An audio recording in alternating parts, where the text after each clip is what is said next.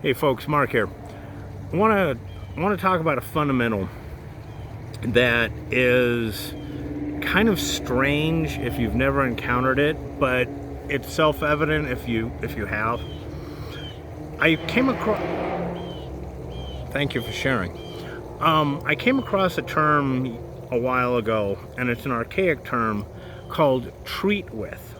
Now, most people in modern society go, oh, well, you need an add-on, a closer of that. Like, you need to treat them with respect. Okay.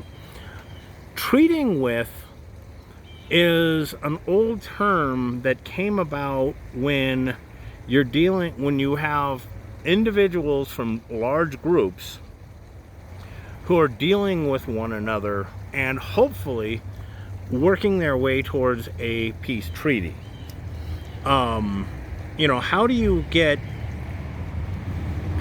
along with somebody who is just as armed as you are? They are just as willing to kill your people as you are to kill theirs, and without it kicking off. That brings us to treating with. Treating with is rather bizarre because here's your everyday, let's call it courtesy. Here's how the levels that you work with.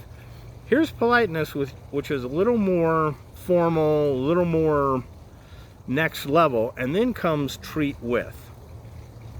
And a lot of people who don't have any experience with violence except for losing to it really have a hard time with this idea. Because when violence is not a one-way street, it's not just that. It is a two-way street, and two-way shooting ranges are just not fun. So people really want to do all this stuff to avoid running into it. I have a friend who, he was a bouncer and he had connections, and two outlaw motorcycle clubs came to the bar to hold a peace conference. Well, everybody there walked in, took off their colors, put their phones and weapons on top of their colors, and handed it to the bartender. Now, the bartender was a woman who had never had this experience, and she was like, what do I do? And my friend walked up and says, look, this is what's going on. This is a sign of peace and goodwill overtures that you're here to negotiate. That they're not going to screw each other, they're not going to shoot each other. It is a demonstration of good faith. So just take the stuff, put it under the bar.